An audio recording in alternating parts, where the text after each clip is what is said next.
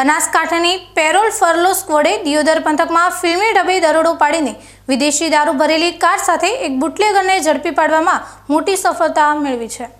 વાવ થરાદની parole furlough સ્ક્વોડની team જ્યારે Deodar police station વિસ્તારમાં નાસ્તા ફરતા આરોપીઓની શોધખોળમાં હતી ત્યારે તેમને એક સચોટ બાતમી મળી હતી કે ચાળવા ગામે રહેતા દાનાભાઈ રાજપૂતના ઘરે દારૂનો મોટો જથ્થો ઉતારવામાં આવ્યો છે। બાતમી મળતા જ પોલીસે જરા પણ મોડું કર્યા વગર ચાળવા ગામે દરોડો પાડ્યો હતો। તપાસ દરમિયાન ઘર આંગણે પડેલી એક અલ્ટો કારમાંથી પોલીસને ભારતીય બનાવટના વિદેશી દારૂની કુલ 300 બોટલો મળી આવી હતી।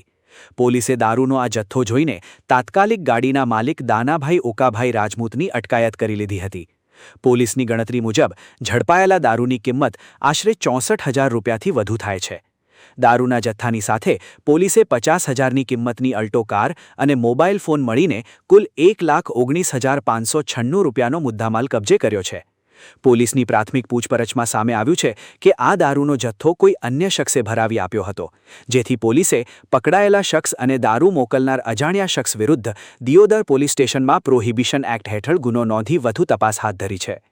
આ કાર્યવાહીને પગલે પંથકના બુટલેગરોમાં ફફડાટ વ્યાપી ગયો છે। આમ પોલીસની સતર્કતાને કારણે ચાળવા ગામે ચાલતા દારૂના વેપલા પર પોલીસે લગામ લગાવી છે અને આ નેટવર્કમાં જોડાયેલા અન્ય શખ્સોને પકડવા માટેના ચક્રો ગતિમાન કર્યા છે।